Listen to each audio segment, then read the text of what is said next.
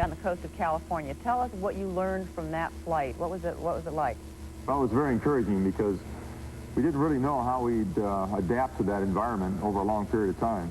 And what it showed was that we adapted very well. We had some minor problems with an air mattress and some high noise levels, but those have all been rectified, and I think we got our act together, and I'm kind of looking forward to it. I think it's not going to be too bad at all. Now, how many miles did you go on that flight? Well, it was about roughly halfway around the world, kind of like a warm-up flight, if you would, just a half lap. and on about a half a tank, right? On about a half a tank or a little less. All right, Jeana, what were I mean, it's a strange-looking plane. What were the quarters like inside the plane on that trip? Unfortunately, they're still very small, but it wasn't as bad as we thought it was going to be. That was one of our big unknowns, whether we could live in such a small space, but it worked out very well.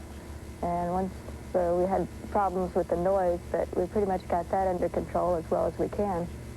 It looks like you're incredibly cramped up in there. First of all, how long is this going to take? It's supposed to take us about 10 to 12 days. 10 to 12 days. I would think that a little bit of fear would be a natural thing and almost a healthy thing. Am I right that you have any of that in anticipation, either one of you?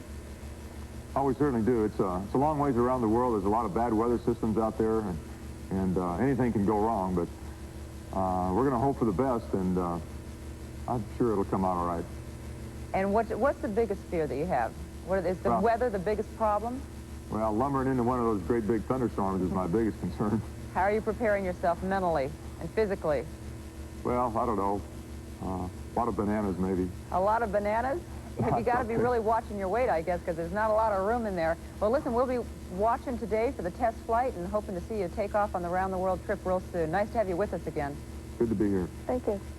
Sue Parcell was with the people at King as they anxiously awaited Voyager's safe return this morning. They gathered round TV sets to watch and wait. The people at King had a stake in Voyager's success, a big one. They spent more than 2 years designing and building the plane's radio system, its navigation computer, its weather radar, and its automatic pilot. Some were nervous, some tense, many simply paid rapt attention. It was the culmination of their work, the highlight of some careers, and the end of their own 9-day ordeal.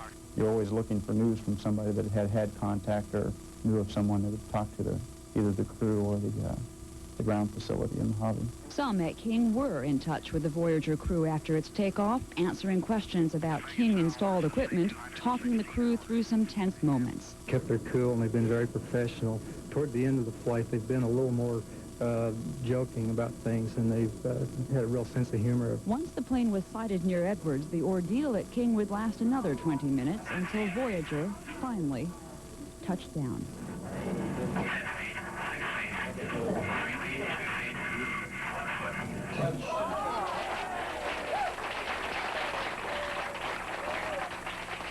I don't think there was a dry eye among us. I know mine started to swell up a little bit. King donated its services to the Voyager experiment, $250,000 worth of labor and technology. In exchange, the company becomes a small part of aviation history, and the people who work there have a moment they'll never forget. Sue Parcell, Action 4 News at 5. And our congratulations to those folks tonight. We designed the communications radios, high-frequency radios, VHF radios, weather radars, long-range navigation radios, autopilots, flight control systems, instruments. There was a lot to smile about at King Radio in Olathe. The effort to do something no one had ever done before had been helped along with high-frequency communications equipment designed here. Some of the HF equipment, the antenna coupler that hooks up to the antenna, is in on the development of that coupler. Frank White, senior engineering technician, was the main communicator for King. And in fact, I got to talk to them on the second day of their flight when they were over the Pacific at the International Dateline, so I'm real excited about that. And touchdown. I'm impressed. After having listened to them and worked on the radios and stuff, it's pretty exciting. Rutan and Yeager joined the greats in aviation today, besides making it a memorable Christmas for everyone involved in the project. Jerry Gosa, KC, TV5 News. Off on its history-making broken fields run of a flight, Voyager touched down this morning on the California desert, the first airplane ever to fly around the world without refueling. Good evening, this is the CBS Evening News. Dan Rather reporting. Forget just for a time the bleak prospect of the Iran-Contra scandal unraveling in Washington. This is a day for America to celebrate and remember. This is the day Voyager flew into the brilliant light of history. CBS News correspondent David Dow reports. Voyager and its crew appeared in the California skies after surviving one final bump on their route to history.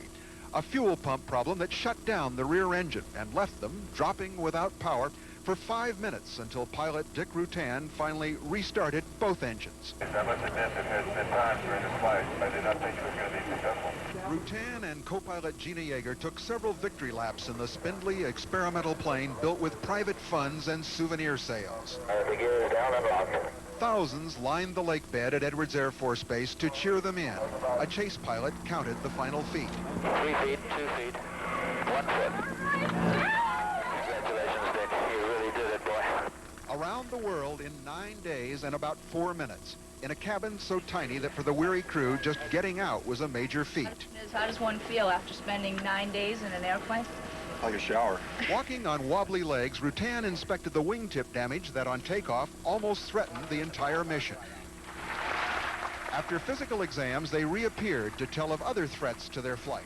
Fuel problems, storms over the Pacific and Africa, the battle against fatigue. There was many times and a lot of discouragement, and times that I wish that that I traded it all in. Like anything, it's always a lot more difficult than you ever imagined. And like we've said from the beginning, if it had been easy, we'd done it a long time ago. As it was 6 years from dream to reality. What you want to do and what you can achieve is only limited by what you can dream about. I don't know that I'd do it again if I had the opportunity, but I'm sure glad I had the opportunity to do it once. Though it was the end of an adventure, Voyager's developers hope their technology will find its way into other civilian and military planes. For Voyager itself, there's the possibility of at least one more flight to the Smithsonian Museum in Washington to join other pioneering aircraft. David Dow, CBS News, Edwards Air Force Base, California. The Voyager flight now joins the list of aviation firsts. But how important is that first? CBS News correspondent Bruce Morton measures Voyager against some other notable and not so notable aviation records. This was a made-up record by Chuck Yeager, fastest trip for this kind of business airplane from California to Kitty Hawk, where it all began. How does it feel to make history? Never replace sex. Come on, Greg. But Yeager has made real history, flying this rocket plane past the sound barrier for the very first time. That was a real record, like the Wright brothers' first ever flight, or Charles Lindbergh, first solo non-stop across the Atlantic west to east, or Beryl Markham, first across the Atlantic east to west. The Voyager flight was one of the real ones. The crowd watching the landing at the Air and Space Museum knew that. And touchdown. This is perhaps the last truly significant record around the world, non-stop, unrefueled. The previous holder flew less than half as far, but much faster, in a U.S. Air Force B-52. The records are made to be broken, and this one stood for almost 25 years. Why do they do it? For adventure, some say, or because it's there to do, or for other reasons. Paul McCrady's human-powered plane won a big prize for flying across the English Channel. In the case of the Gossamer Condor and the Gossamer Albatross, human-powered airplanes, I did it for the money. What drives the world record holder is a very difficult problem, but fundamentally I've met hundreds of them. They've got one thing in common. They're extraordinarily stubborn. Is this the end of major records? Maybe for atmospheric flight, but not for flight. We've got to get to Mars first.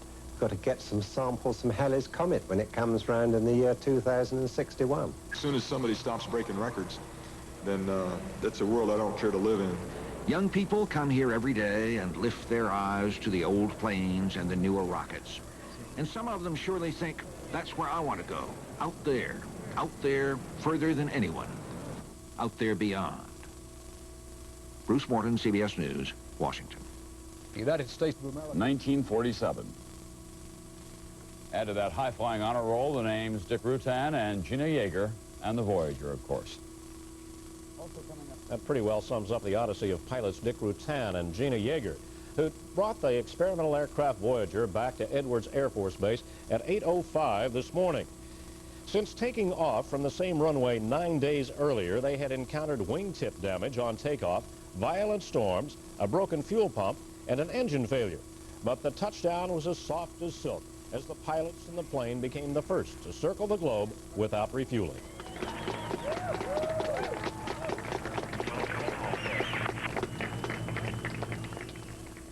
The enthusiasm generated by the flight seemed to fill a void left by the interruption of the space shuttle program. A crowd of 40,000 was at Edwards to watch the Voyager land.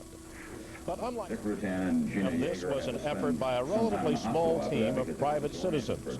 And King Radio in Olathe was part of that team. It designed the avionics, all the radio and radar gear the Voyager needed to complete its mission. Closer to home, an Overland Park man watched the Voyager landing more closely than most of us. He's a record-holding hot air balloon. Without refueling, John Petron of Overland Park hopes to do it in 12 to 14 days. He hopes to be the first man to circle the globe by balloon. Actually, he will have two balloons. The one on top will be helium, on the bottom, hot air. Petron will be riding in a polyethylene container below both. The project name is SHARE, Southern Hemisphere Aerostat Research Expedition. That is where he plans to circle the globe, raising money for charity, conducting scientific research, and encouraging civilian involvement in aviation. The Voyager flight and its successful landing today just thrilled the daylights out of us because it has focused attention on a civilian effort, and they have accomplished what seemed to be an impossible task. Petron is a 52-year-old father of 11, and he hopes to lift off sometime in January or February in time to fly over Australia, where the America's Cup competition will be going on. As I said earlier, 12 to 14 days, and he will be flying at about 35,000 feet. Lori and Dave, back to you. It's a very ambitious project. Rutan and Jeana Yeager circled the globe without refueling. Dick Rutan and Jeana Yeager in good shape after their grueling 9-day flight around the world without refueling. Despite fatigue and bruises from flight turbulence, the two say they're doing fine. I feel a little wobbly, I'll be honest with you. But I feel real good. We didn't have any major, any physiological problems at all, except just fatigue and stuck in a real small area. Like we've said from the beginning, if it had been easy, we'd done it a long time ago. So we've worked real hard, and we've come a long way. We've learned a hell of a lot, and no telling what we'll do next. Rutan and Yeager logged 25,012 miles in the tiny Voyager in 9 days, 3 minutes, 44 seconds. Also this morning, it was absolutely smooth, and the approach and the landing were just picture perfect. I couldn't believe it was happening that beautifully. Bert, tell us a little bit about this aircraft now. It's big, it's expensive, but without fuel, it actually weighs less than a small car. How do you build something like that that can withstand the winds and the bumps that this thing withstood? Well, it's really not expensive. Keep in mind, in our shop... Expensive. I don't mean expensive. Expansive, yeah. I was going to say the airplane, just 4 of us, 4 people average, over 18 months built that airplane. So, yes, it is expansive. It's actually very fragile. It flexes with the wind much like a large bird. And it's very strong, though, as we saw in the thunderstorms that Dick encountered and Jeana encountered around the world. So it's a durable. I mean, you say it's fragile, but it seems durable to me. It encountered so much rough weather, and yet it came through okay in the end. Yes, as we saw when it was heavily loaded down for takeoff, its wings actually bent 10 feet just to lift it off the runway.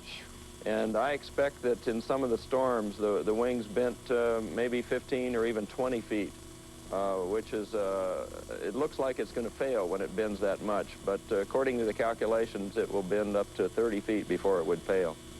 Bert, some may call this flight a dream, some may call it an adventure, but in a practical sense, what did you learn from this flight that could further the cause of aviation in the future and help you design better aircraft in the future?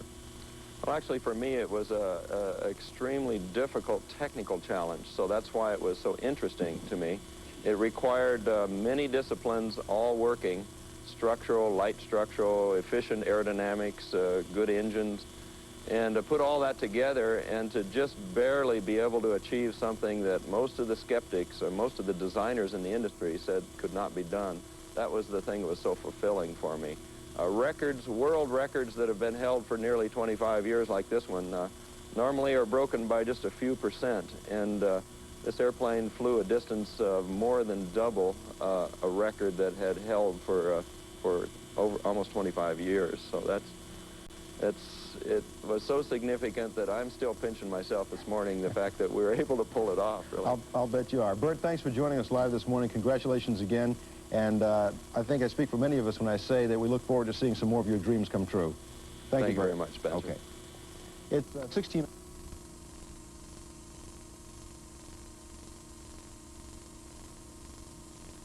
around the world without refueling. Rutan says he wouldn't have made it without his co-pilot. There's a lot of times that I sit up there in this thunderstorm, not having radar, not knowing where we are, too dark, going to wander into one of these things again that could just tear us apart, and wondering, what in the world am I doing here? Is this really worth it? And Jeana sits over there, and she can tell when I'm really hurting, and she'll grab me by the neck or rub my shoulder or rub my head and give me the encouragement that I needed to get through this thing. Roger Karras continues his This morning. Dick Rutan and Jeana Yeager are joining us from Mojave, California. Thank you both for coming in. Appreciate it. Have you caught up with your sleep yet? Well, we almost did, except that this 2:30 wake-up put us back into kind of like Voyager schedule again, but we're doing real great. Sorry about that. Have to apologize for rousting you out of bed so early under the circumstances. No, it's great. When we try to envision what it would be like to spend 9 days in a space the size of a phone booth with just one another, I think we all think that you probably suffered from mental boredom and tremendous physical discomfort, and maybe you were walking in an emotional danger zone. Are my perceptions correct? And if they are, how did you deal with those things? Well, pretty much. Part of that's right, but the part about boredom was certainly not there. There was very little time that we were ever bored, or even had time to be bored enough to get on each other's nerves. So maybe that was good in a way. Well, you know, Jeana, most of us saw you land, if not there in California, on television, and it seemed to be an exhilarating moment, and I had to wonder just what it was that went through both your minds as you landed at the Mojave Air Force Base. Oh, it's quite exciting. It felt so good to be home. And after such a long, grueling experience, it was really great. But was there a kind of rush at knowing we are the champions? We did it. That's still sinking in. Tell you what, it was for me. When we touched down, I knew that this whole thing was over. This 6-year odyssey towards the quest for this goal had been completed. And I'll tell you what, I really felt great. You obviously got a great deal of emotional satisfaction out of breaking this record. What do you think that other people got out of watching you do it? I don't know. I hope that a lot of people shared the same excitement about doing this. I call it the last first in aviation. A feat of flying around the world without refueling. To just know that you took off from Edwards and you flew over all those countries, and 9 days later you came back without stopping and landed in the same place. I don't know why. That gave me a big thrill, and I think it did a lot of the people that were associated with it. Dick, do you think that the adulation, the admiration the people obviously have for you was in any way related to the disaster of the shuttle? That was such a disappointment. This was such a victory, such a thrilling moment that perhaps you made up in some way for that. What do you think about that? Have you made the comparison?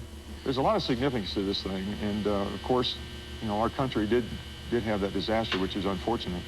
And it was an opportunity to show that Americans still do neat things, and they fly around the world and they set significant milestones.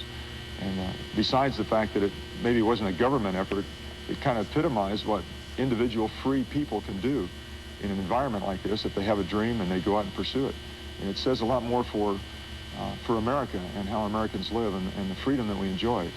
And that's what's really significant to me, and that's why I'm really proud to be part of the country and be able to do something like this. Jeana, I think a lot of women who watched you do this were particularly proud that a woman was an equal part of the team. How do you approach that question? Well, I don't really think of myself as being a woman doing a woman's role or something like that, or invading into a man's role. I like to look at things as being, if you're capable of doing something, to do it, no matter what sex or what nationality you may be. Are you two guys sick of all the attention yet? The media hype, the phone calls, the reporters, us?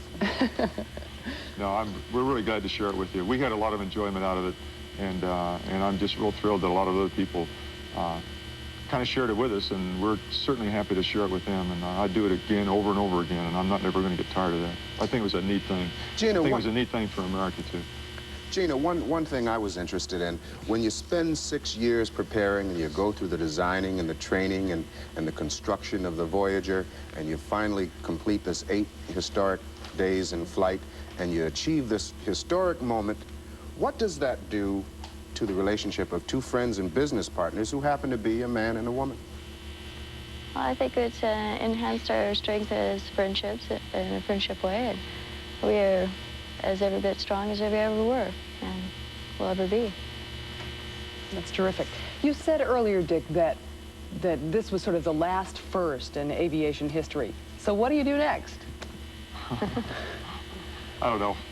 We may work on that real long shower and try to relax and get the airplane back and find out how much oil it really did burn and how much fuel's left in it. And then look around and see what the world has to offer. And I'll tell you what, there's a lot of challenges out there, and this is one of them. And we may pick up another one and have at it. And I don't know which one it's going to be. Might it not be in aviation? Is that what you're saying? No, it won't be in aviation. We're aviation people from the day we were born until the day we die. And this is our industry, and I love it. And it's been very good to us, and we're going to stay in aviation. Is there any fear from either of you that you'll never be able to do anything to top this? No. Not even going to plan to.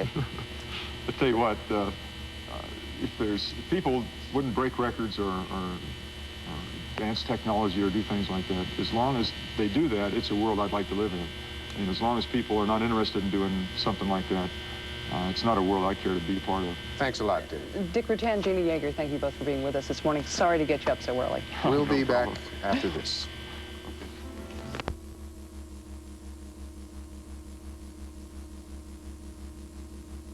Go and land and come out of the airplane and do everything. But your hair was longer before you started the trip, wasn't it?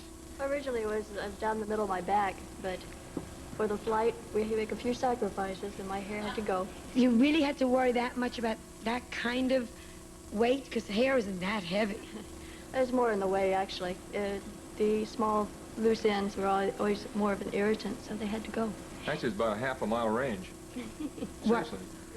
We could have went a half a mile in the weight of her hair. Are you really planned it out that carefully? Oh, yeah. Do you know how hard it is to swim a half a mile in an open ocean? Oh, tell me.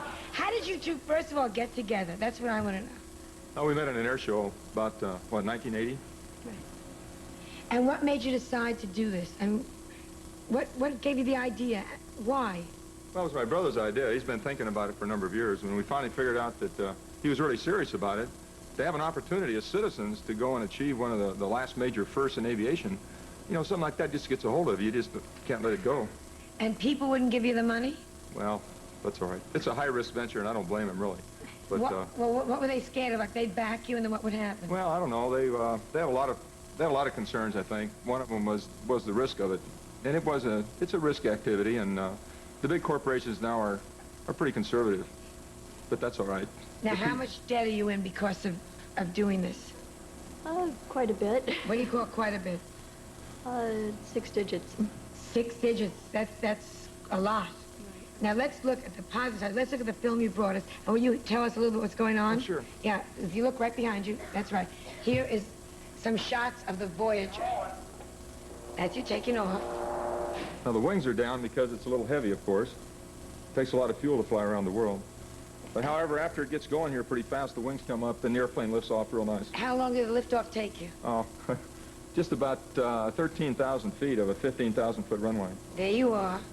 Here's the airplane over the dry lake, and after the landing gear gets up, we get it all cleaned up and start heading for the open ocean. And after a while, after about 3 days, we shut down the front engine to improve our cruise efficiency. And mainly that little liquid-cooled engine in the back is what propelled us the whole 9 days around the world. And here's our little cubby hole inside. Didn't you get crazy and claustrophobic? There's a seat there where the pilot sits, and the back area that you see there is where the off-duty crew member spends her time.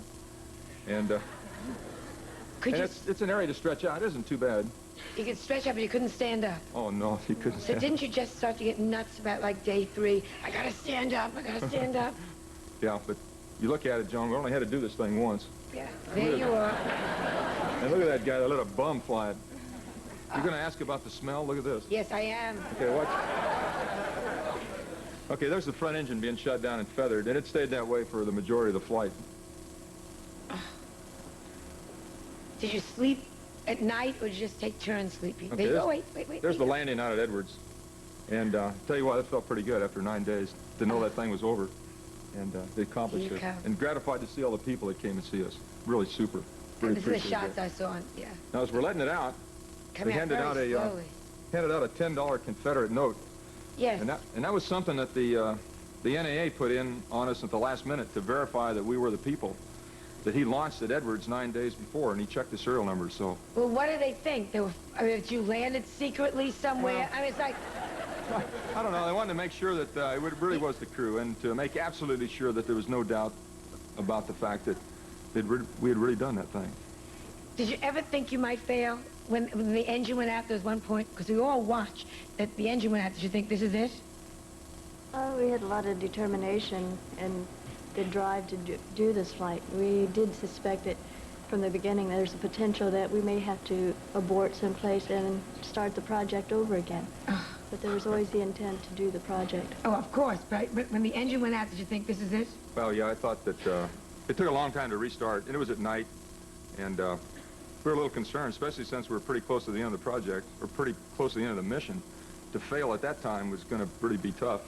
But I looked at her face, and she looked at me and says, "Get him, kid, we can do it." Now, how do you... Here's a man and a woman, and there's no romantic interest, am I right? That's right. You're just good friends. Good friends. Okay, but not like California good friends. I mean, like you really... Good, no, you know, like... You know what I mean.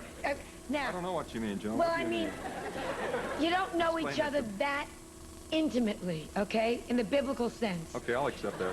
Now you're stuck on this little, tiny plane. When you have to go to the bathroom, what do you do? I mean, don't you just die? I mean, I'm a camel, but even I at one point would have to say, "Excuse me." What do you do for basic bodily functions? Well, the first thing we did was adjust the vents real well. Yeah. But what do you do when you have to go to the bathroom? Well, let's see. She asked 3 Do you times. shut your eyes? What do you do? I mean, seriously, do you just shut your eyes? I put up a curtain. You put up a curtain, that's what I'm getting to. We're all curious. What's that? Oh, God.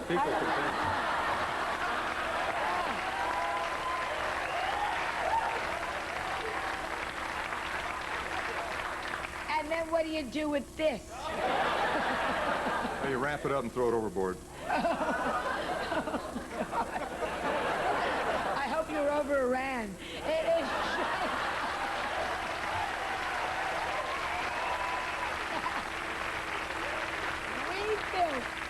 Because Spock spares no expense.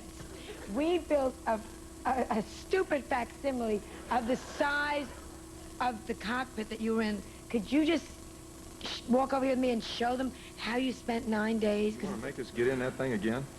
Oh. It may take a lot of banana pellets to do that. Come here. Just let's go over and take a little bit.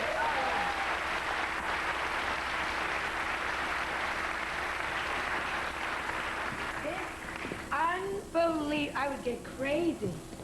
Now, who sat where? Okay, I'll tell you what. We'll let Jeana be the pilot this time. She crawl in the front. The pilot was in the front. Yeah, Okay. the pilot sits on the back. She gets to sit up a little bit, so sit down there. 9 days done. And then you went. Oh, boy.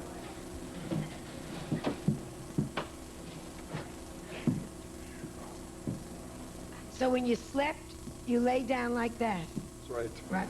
And when you had to change positions, you had to get up, right? Well, Jeana would get up up in this area. Now wait, Slide is this the right size on the top too? Well, it's a little bit smaller, but See, like here.